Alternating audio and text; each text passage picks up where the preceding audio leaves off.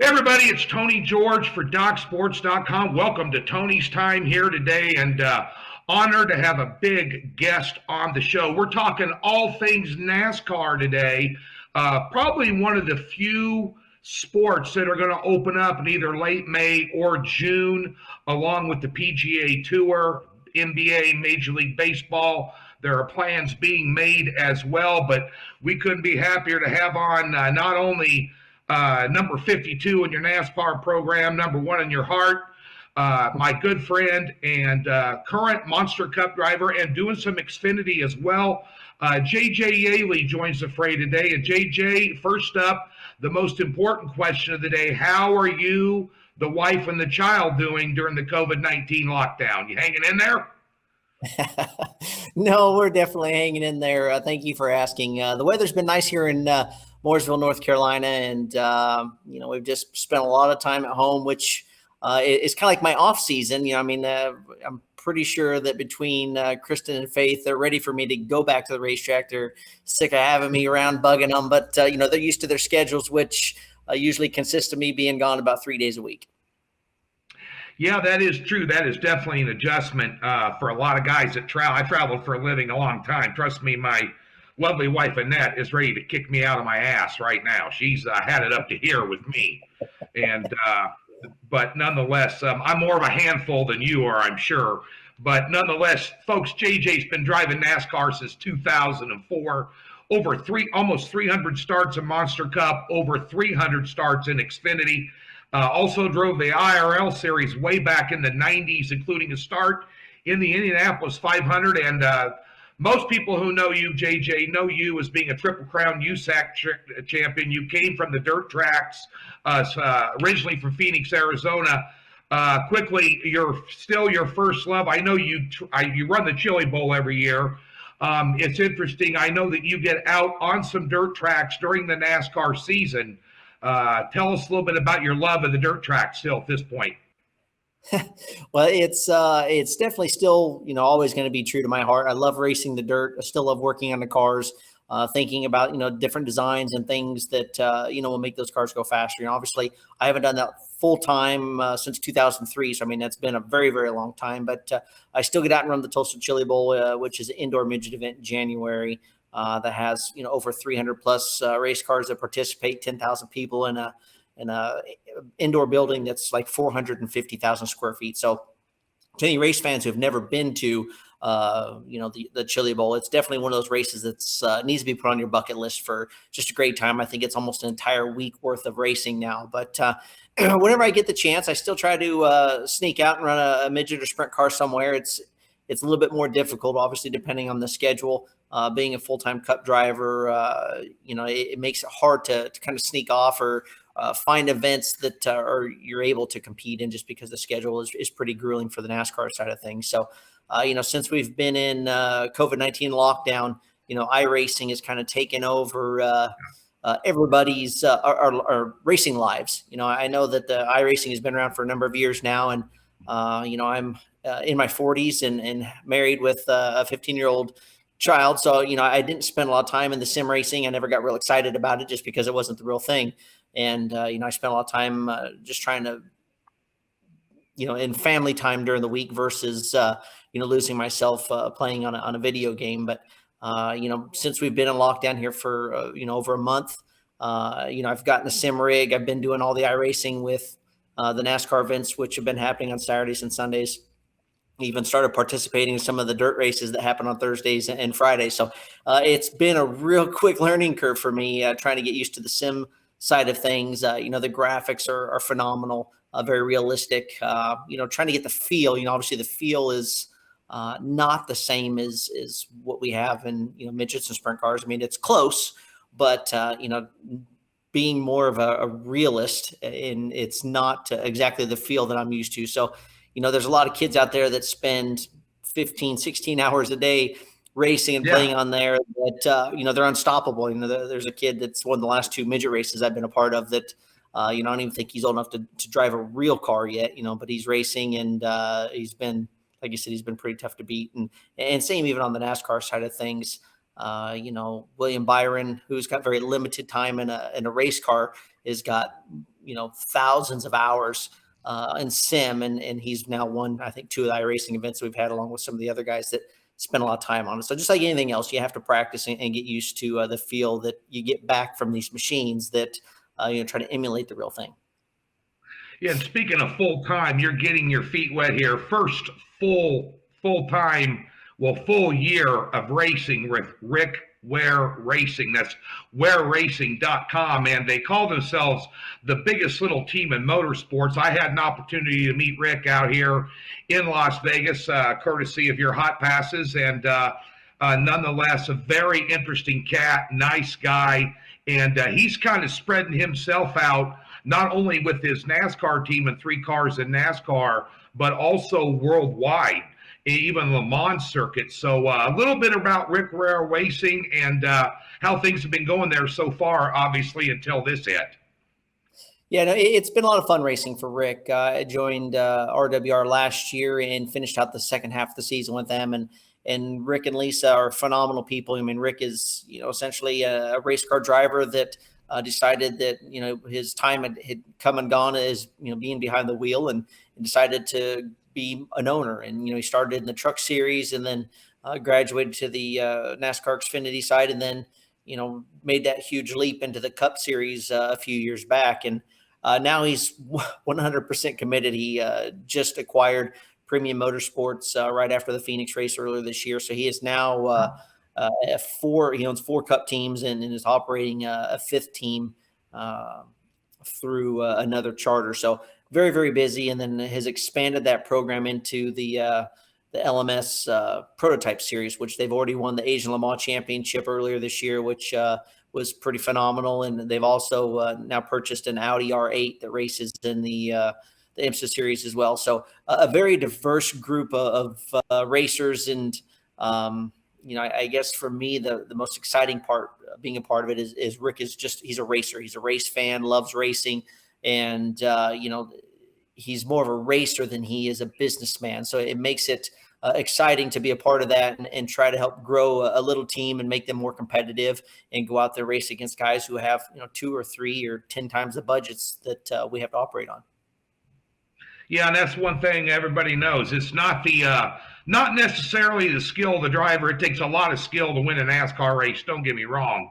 But having those extra dollars for the best engines, the best everything, makes a difference. And money is the great equalizer in NASCAR. And by the way, there's always sponsorship opportunities available with JJ Yeley, Rick Ware Racing as well. So be sure and get over to wareracing.com, wareracing.com, and be sure and check out what opportunities are available. I mean, worldwide. And of course, JJ driving the 52 Ford this year. JJ, obviously, NASCAR is a very, very popular sport and one in the gambling world. I know last year you ran Xfinity last year out here in Vegas and represented VEASAN, which everybody watching this listens to VEASAN on a daily basis, and they were a partial sponsor on your Xfinity car out there last year. And the entire world is chomping at the bit for anything sports. But it looks like NASCAR is getting relatively aggressive with the schedule upcoming here. I know you and I had texted back and forth over the weekend just about a preliminary schedule. I know there's already been changes to it, and this will be a story and a platform that will be continue to evolve here based on safety precautions, travel, this, that, and the other. But originally they were talking about firing out maybe mid to late May, starting out Miami and going to Charlotte and Kansas City, Texas, Darlington, Chicago, and Pocono. That was the original plan. What is the latest news that you have heard in terms of NASCAR trying to fire up at least their first race without fans?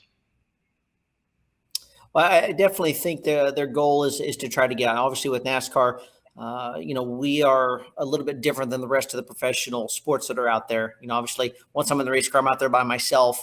We're going to have to obviously make some changes to our the way that we either make pit stops, the amount of people that are going to come to the track. Obviously between NASCAR and some of the states that we're planning on trying to get back to, there's a lot of conversations about trying to keep the amount of people at the racetrack very limited, at least for the first 4 or 5 events, just so we can, get back out there, start racing, and put on a program for all of our fans that are stuck at home while we're waiting for, the country to kind of get back to normal. So with that being said, it's looking like the middle of May. I've heard some discussions about maybe Darlington, and then Charlotte at the end of May. The goal, I believe, is to try to stay with the racetracks that are going to be closer to the Charlotte area. Obviously, almost all the teams are based here. If we can keep it to racetracks that are within 5 to 6 hours, we can make one-day events out of it. I think they're going to keep practice very, very limited. Again, just trying to keep that time very limited for, the exposure of our crew guys being around each other or other teams. So, I know they're working very diligently to try to get that going. I know that there was even supposed to be discussions today with the governor of North Carolina trying to get some changes so we could possibly run the Coke 600 at the end of May. So it's, I'm thankful that, the curve is flattened in our country, and all of us Americans are doing what we're supposed to be doing by, staying home, trying to stay away from each other. But I think as the numbers continue to come back and they're less than, what was originally projected for, what we were looking at, that we can hopefully try to implement getting back into some normal things that we're used to. And, I'd love to be a part of, getting back to the racetrack and again, giving our fans something to do. I know that, watching regular television is pretty tough to do. And we've already burned through everything that you can, either on Netflix or even Disney Plus. So it would be great to be able to watch some real NASCAR races on Sundays. Not that the iRacing events that we've been airing haven't been exciting, but again, it's still not the real thing. Yeah, we're in day 32 of lockdown out here in Las Vegas. We were the day before St. Patrick's Day, so we're day 32, and I put my level of desperation at, if I start to watch Tiger King on Netflix, I'm going to go, that means I'm going insane. You need to call up Annette, JJ, and tell her to send me to the psych ward. He's officially lost it. But nonetheless, on these races, I'm curious to know as well, a two-pronged question for you.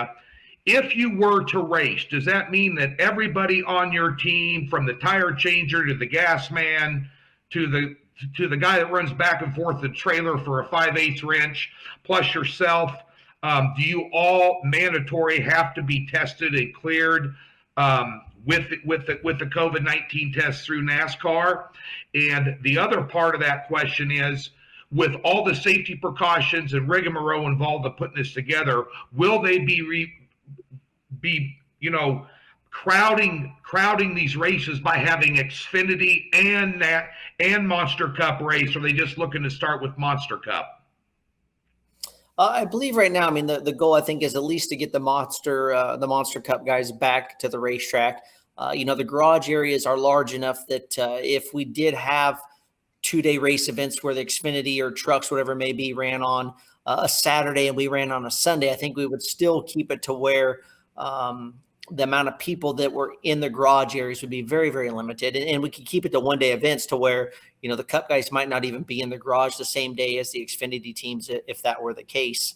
I know that NASCAR has been working very, very diligently trying to figure out how to make sure that we ran our entire 36 race schedule. There's been a lot of discussions and rumors about running double events, running 2 Cup races in the same weekend. So running a full Cup race on a Saturday and then coming back and running in another entire brand new full race on Sunday. I've heard some rumors even about running some midweek races. And again, trying to catch up to the schedule that we've fallen behind from. There'll be very limited practice. There might be some events, originally it was discussed when we went to Atlanta before they pulled the plug on it, that we were only going to qualify and then race. There was going to be 0 practice. So, with the technology that the teams have, most of the time when we get to the racetrack, the car is very close from a setup standpoint. It's just fine tuning, and those adjustments that we can fine tune on are ones that we can make under caution. So, if it was a matter of not having practice, just qualifying, if they threw a mandatory caution at lap 30 to give the teams the chance to go and make some of the necessary adjustments to, get the cars closer for the driver. It would save a lot of time, and then honestly, it would save a lot of money.